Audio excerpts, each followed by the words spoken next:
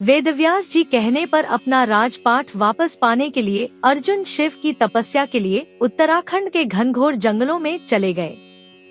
वहां शिव जी ने उनके पराक्रम की परीक्षा ली और प्रसन्न होकर पशुपत्यास्त्र प्रदान किया।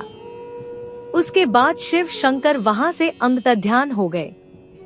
इसके बाद वहां पर वरुण, यम, कुबेर, गंधर्व और इंद्र अपने अपने वाहनों पर सवार होकर अर्जुन के सामने आ गए।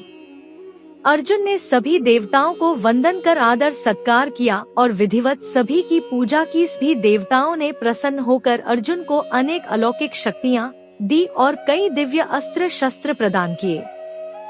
सभी देवता अपने अपने लोक वापस लौट गए। तते समय देवराज इंद्र ने अर्जुन को इंद्रलोक आने का न्योता दिया। इंद्र ने अर्जुन से अपने सारथी के आने का इंतजार करने को कहा और लौट गए। कुछ समय पश्चात इंद्रलोक से इंद्र के एक सारथी अर्जुन को लेने आए। इंद्र के सारथी मातली वहां पहुंचे और अर्जुन को भव्य विमान में बिठाकर देवराज इंद्र की नगरी अमरावती ले गए। देवराज इंद्र ने अर्जुन का आदर सत्कार किया और उन्हें एक सुसज्जित आसन पर विराजमान करवाया। अमरावती में रहकर अर्जुन ने देवताओं से प्राप्त हुए दिव्य और अलौकिक अस्त्र शस्त्रों की प्रयोग विधि को सीखा और उन अस्त्र शस्त्रों को चलाने का अभ्यास करके उन पर महारत प्राप्त कर लिया। देवराज इंद्र के कहने पर अर्जुन चित्रसेन नामक गंधर्व से संगीत और नृत्य की कला सीखने लगे।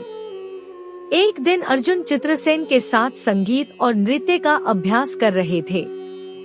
तभी वहां पर इंद्रलोक की बेहद खूबसूरत अप्सरा आई और अर्जुन को देखकर उन पर मोहित हो गई। अकेले में समय पाकर उर्वशी ने अर्जुन से कहा, है अर्जुन, आपको देखकर मेरी कामवासना जागृत हो गई है। अब आप किसी तरह मेरी कामवासना को शांत करें। लेकिन अर्जुन ने उन्हें अपनी माता के समान प्रणाम किया और आदर के साथ उनका प्रणय निवेदन अस्वीकार कर दिया। अर्जुन की बातों से उर्वशी के मन में बड़ा क्रोध और दुहक उत्पन्न हुआ और उसने अर्जुन से कहा, तुमने नपुंसकों जैसी बात कही है, इसलिए मैं तुम्हें शाप देती हूँ कि तुम 1 वर्ष तक नपुंसक बनकर रहोगे। इस श्राप के बाद अर्जुन अपने अज्ञातवास के समय बृहन्नला बने थे। बृहन्नला के रूप में अर्जुन ने विराट नगर के राजा विराट की पुत्री उत्तरा को 1 वर्ष नृत्य सिखाया था। बाद में उत्तरा का विवाह अर्जुन के पुत्र अभिमन्यु से हुआ था।